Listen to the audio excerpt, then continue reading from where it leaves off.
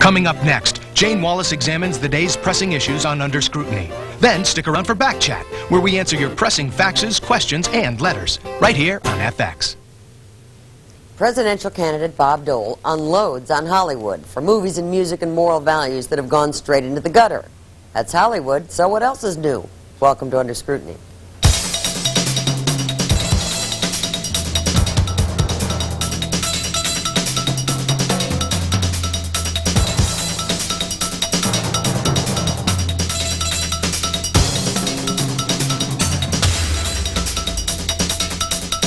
Good evening, I'm Jane Wallace. Here's what's happening.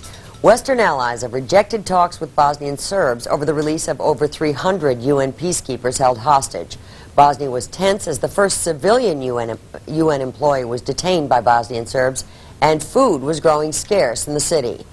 In Washington, Republican lawmakers called on President Clinton to consult Congress before committing any ground troops to Bosnia. President Clinton said yesterday he would be willing to bring troops ashore there under certain circumstances. A report has been released by environmental groups warning Americans about filthy drinking water. The report says 1 in 5 Americans unknowingly drinks water polluted with feces, lead, and other contaminants. New York City's water was reported to be the worst.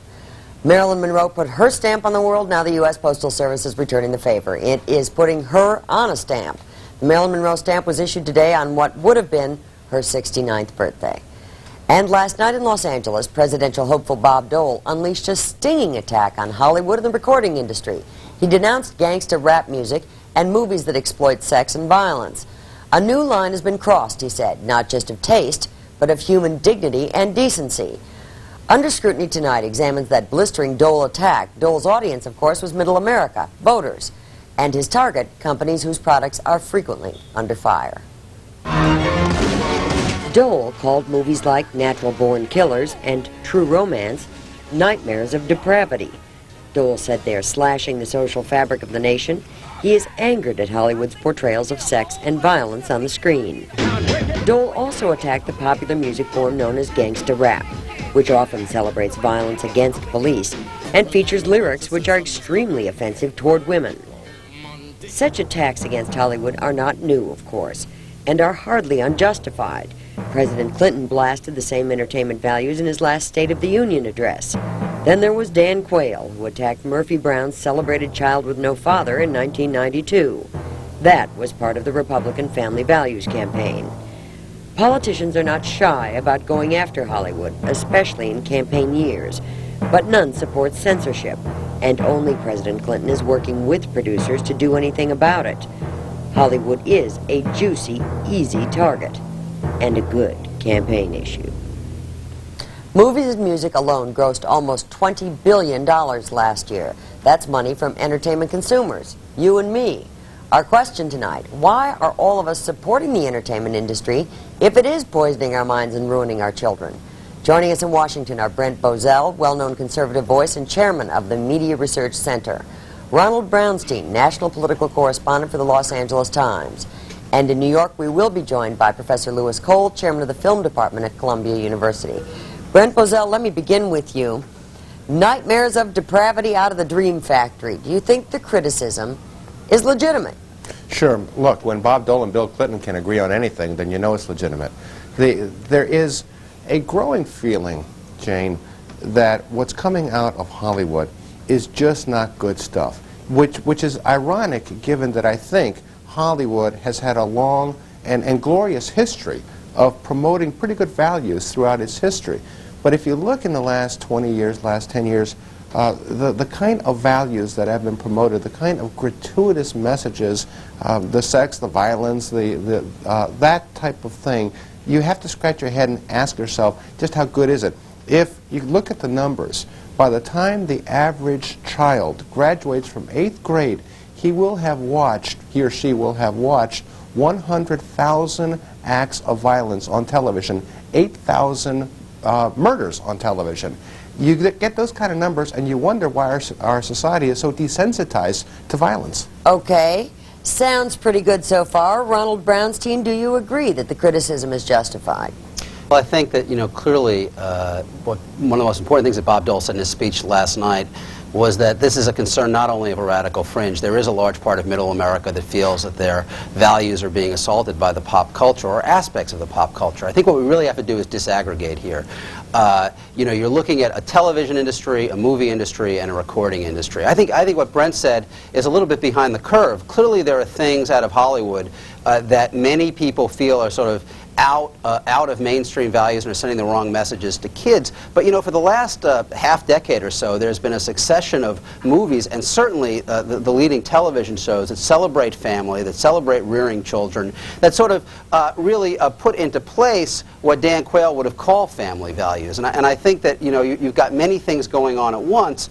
And Dole, I think, to a greater degree than is recognized, you know, sort of mentioned that in his speech. He talked about the fact that the biggest grossing movies of this year are things like Forrest Gump, that they're, and The Lion King. I mean, there is an audience out there. Hollywood is primarily and has been throughout its history driven much more by trying to that audience by ideological agenda of any sort. And while there's a problem, you have to sort of, I think you have to, you know, you have to sort of put into place the fact that you're dealing with many things at once. Okay.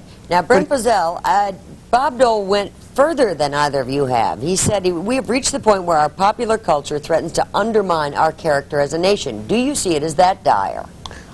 When I look at some of the programming on television, when you listen to the lyrics of Cop Killer, Sister Soldiers type of rap music, and you have to scratch your head, Jane. You have to ask yourself, how can a society countenance something like this? It's not just Ice-T. It is the people who produce the Ice-T records, and it's the market that buys the Ice-T records. We have to ask ourselves, as a society, what in the world has gotten into us? Think about this, Jane. Snoop became the #1 seller of rap music the day his first album was released.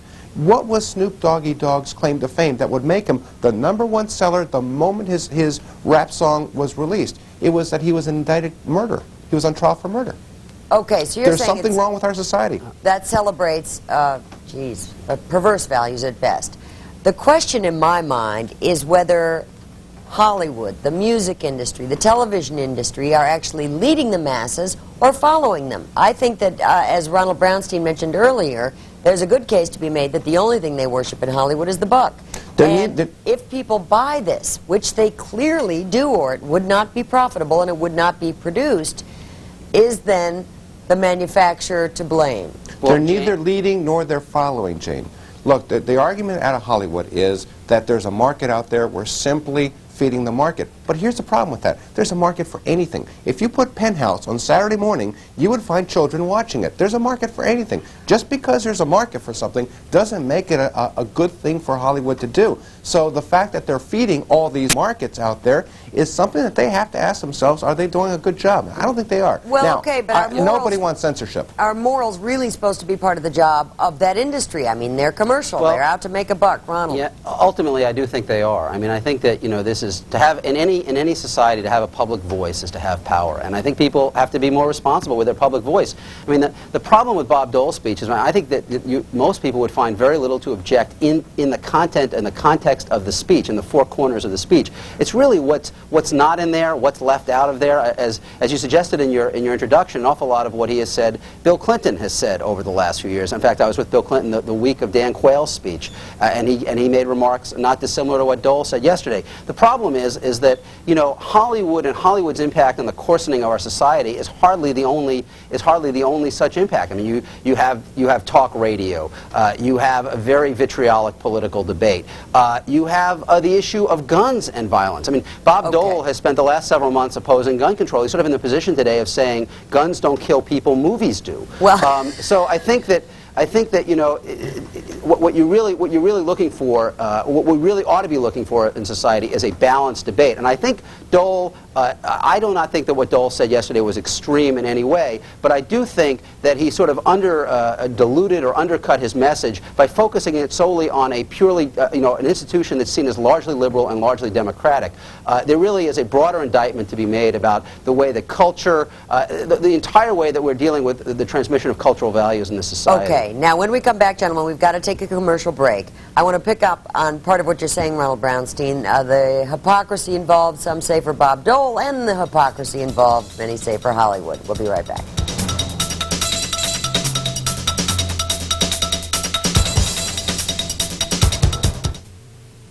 At FX, we know who's in charge. You are. And we've got back chat to prove it. Just listen. We like playing war games while watching FX. I love the FX apartment. Sleep over? Thank you for a network just for me. You guys screw up a lot. Domo arigato gozaimasu. How much chat would a back chat chat? Riddler impression. God, I love this channel. That's the sweet sound of you, our boss, speaking your mind. So fire up your faxes, sharpen your pencils, and pick up your phones. We're ready to take a meeting. Back chat. Conversation you can count on. Weeknights at 7:30, 6:30 Central on FX. Happy birthday, FX. We're back. We're talking about presidential candidate Bob Dole's attacks on Hollywood. And there are many observers who smell a little hypocrisy on both sides of this. Hollywood, hypocritical about its own power, and Dole, hypocritical to the extent that he's helping to kill public television and positive forms, so-called positive forms of entertainment, and at the same time whipping Hollywood because it's a convenient whipping boy in an election campaign, which this is starting to be. Professor Lewis Cole has finally joined us, thank goodness, and I want to know where you stand on this. I mean, I thought it was a completely cynical attack on the part of Dole. Hollywood is a democratic community. It gives its money. Time Warner is known as a democratic institution. It gives lots of money to the Democratic Party.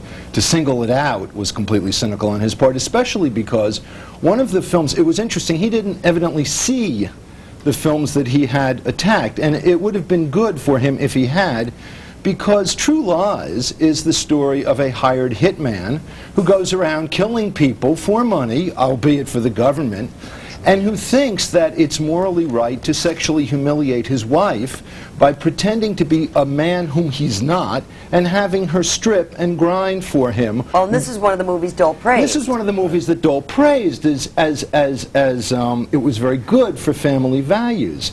Now, it's also interesting to me, now why did he take that movie in particular? I mean, would it have something to do with Arnold Schwarzenegger's party affiliation? Well, that could be, and how about that it's also one of the films that was done by Fox Studios, which is a Murdoch company. I realize that so is this, yes. I understand, but it was interesting to me that he made that, you know, so one, he should know a little bit more about what he's talking about. Two, if the attacks are going to be made, let them be across the board. Natural Born Killers, which was a very violent film, etc., was in fact a satire on the sensationalization of violence by the media. You could use that film to defend what it is that he's saying. Okay, Ronald Brownstein, dive back in. I think that those points are well taken. I think that the reverse is true, though, as well. You know, in Hollywood, there exists an organization called the Environmental Media Association, whose purpose it is to insert pro-environment messages into movies. The assumption being that putting a message about a political point into a movie carries political force and carries a cultural force in the society. You know, in Lethal Weapon 2, there was a great deal of satisfaction in Hollywood because there's one moment where Danny Glover's daughter talks about ask him not to eat tuna because the catching of it kills dolphins. The assumption in Hollywood is that 1 minute has an impact on the society and the culture, and the other 90 minutes of assault weapon fire has none. I mean, ultimately it's an untenable position. Really, I think people in Hollywood, many of them increasingly do recognize that even if some of these attacks are cynical, as Professor Cole suggested, that they do have some responsibility. I mean, this is a vast medium. It is a vast megaphone. It is probably the biggest megaphone in the world. And really, before you shout into something that large, you should sit, maybe count to 10, and think about what you're putting through it. Okay, Brent Brazell, dive in here before the professor gets Ron back. makes an interesting point about that movie.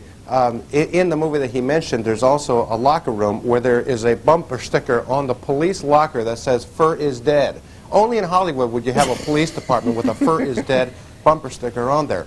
Anyway, having said that, only this professor and Oliver Stone say that Natural Born Killers is a parody on violence. That is, I hate to say that, but that's a silly statement. Nobody believes that statement. Jane, well, you're actually, wrong. no. Actually, friends who've seen the movie actually believed it, but I think it may have gone over people's heads. Jane, well, yeah, it escaped everybody, only the brilliant. Jane, you were wrong in your introduction when you said that Bob Dole wants to kill public television. No, he doesn't. Bob Dole wants to eliminate public funding of public television, and the argument is that it can continue perfectly well without federal funding. I got to correct those things. Okay, but then you're asking for the free market for public television, and you're asking for Hollywood to rein itself in from free market impulses, which is to go out there and make that money no matter who you exploit. See, Jane, here's the problem with that thinking. Hollywood is of the belief that you've got to have sex You've got to have violence. You've got to have gratuitous language in order for it to be successful, which is why year after year they come out with so many R-rated movies. Brent, is that really the belief in Hollywood? I mean, if you look hang on, Ron, we'll get there. Look at Forrest Gump. Look at that movie. Look how successful it was. The Lion King. So many others. These are people that read a bottom line better than they read the front page of a paper. Ronald Brownstein. But isn't that the point, really, is that if there is an indictment of Hollywood, I think that Dole is making, it's much too broad brush. I mean, Hollywood is doing many things at once. There's clearly been an upsurge over the last several years of films and TV shows that by anybody's imagination would qualify as family-friendly and family-affirming. And to suggest that all of Hollywood is true romance or natural-born killers, it's interesting, by the way, that he did not take on Pulp Fiction, which would have been the obvious target, and I'm sort of intrigued as to why. To suggest that that is all of Hollywood and that, you know, all of this other stuff is not going on, I think is just really, in that sense, looking for a whipping but I boy. also would posit that it's very easy to blame Hollywood because there's clearly a lot of trash that comes out of there. There's trash TV shows. They're like Mexican movie trailers where, you know, 50 people are killed in a minute, and, you know, can you take more blood than that? The violence against women on television, I find horrible. I can't watch more women as victims. But, nonetheless, I have a choice not to watch.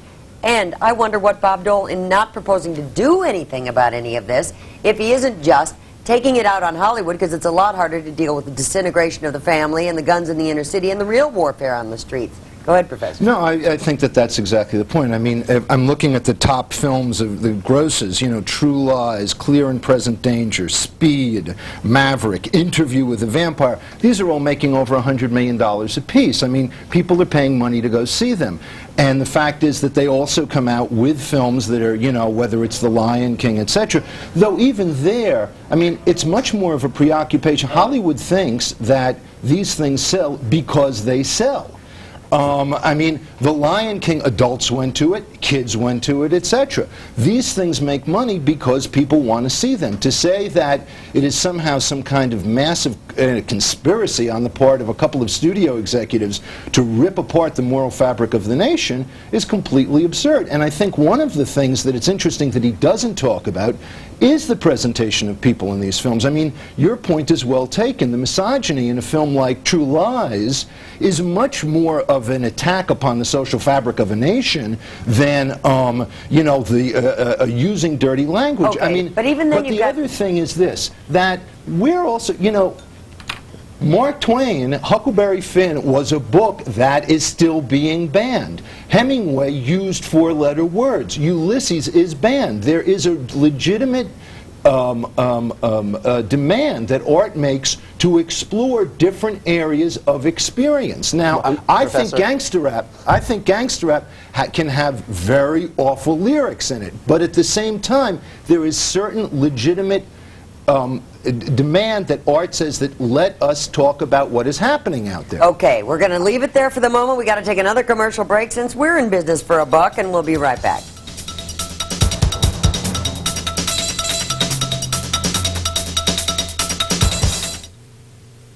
Some who write, call, or fax us at Backchat ask, what does the E in email stand for? Eddie. Backchat, conversation you can count on. Weeknights on FX. You're invited to a very special birthday. FX, the world's first living television network, is celebrating its first birthday. They won't sing birthday songs, will they, sir? You better believe we will. We'll be whooping it up all day and night in the apartment. We'll be celebrating during all your favorite FX shows. I like birthdays more than anything. So, put on your party duds, because it won't be a party without you. It's FX's first birthday bash, all day and night, today. We're talking about Bob Dole's attacks on Hollywood, whether Hollywood's really the problem, whether you really should curb artistic expression, or what kind of dreck these guys would churn out if they thought they were making moral movies. Brent Bozell, when we left off, the professor was talking about artistic expression, and the truth is, as much as I find gangster rap appalling and quite offensive to a number of people, it is sort of a rage vent. I mean, there are real emotions being expressed there that real people feel, and that's part of the reason they buy these records. Well, Gene, look, we all are agreed that nobody wants to see censorship. That's one extreme. The other extreme is uncontrolled, quote-unquote, art. In the name of art, we do what we feel like doing. and we justify it because of quote-unquote expression and the need to express. An album like Cop Killer, the programming of a rap star like Sister Souljah, did nothing but advocate the killing of cops. Now, you simply cannot, in the name of sanity, in the name of logic and reason, say that artistic expression supersedes that.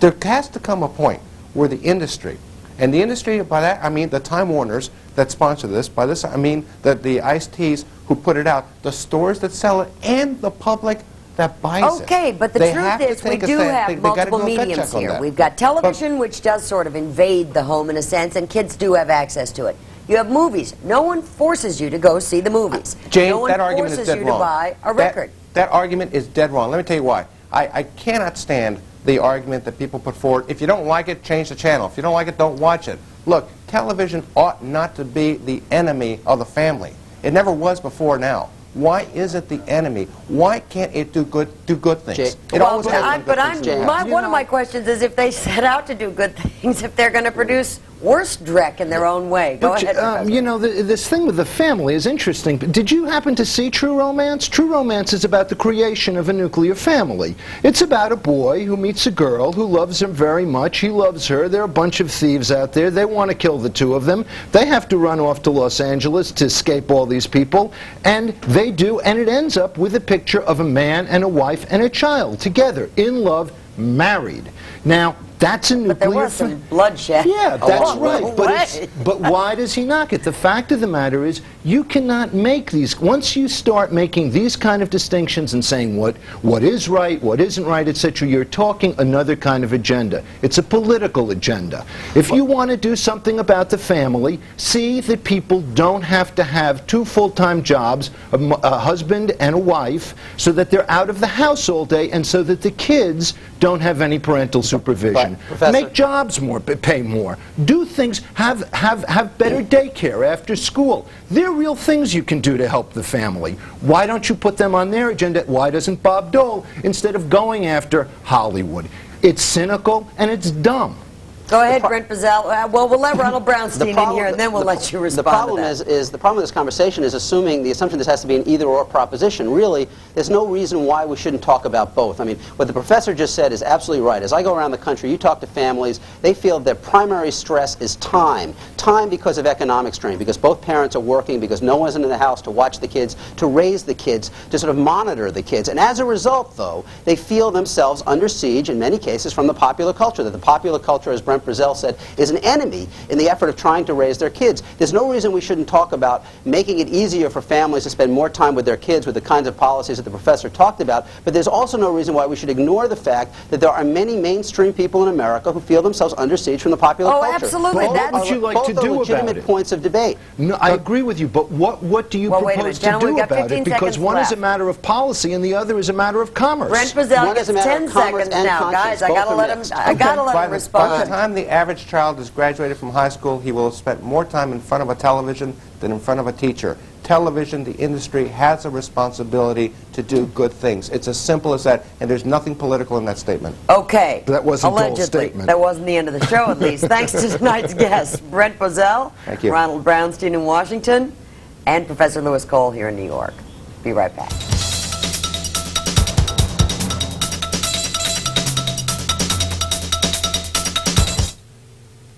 There's fresh daily. Yeah, sure. That bread was just baked yesterday. And there's fresh daily. Breakfast time, every morning only on FX. Hi, I'm Chase, and I'm somewhere finding out why everybody's talking about FX. It's an interesting channel. It has a variety of things. A lot of old stuff and a lot of new stuff. Varied programs, wonderful people. Batman, Green Hornet. Back Chat. Back Chat, yes. Back Chat. I like the one where the man had the toys and the collectible lunch pail. Have everything for everyone. Keep flipping until you get to FX. There's a little thing right in the corner that says FX. I would say watch it in color. Oh, wait, gotta go back. FX, it's out there.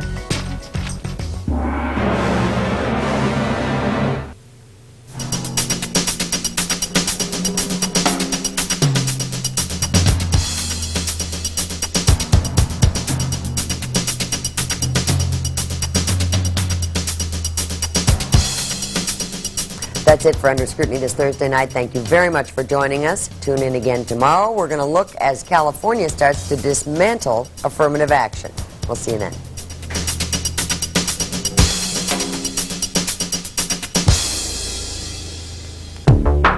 I'm standing in traffic.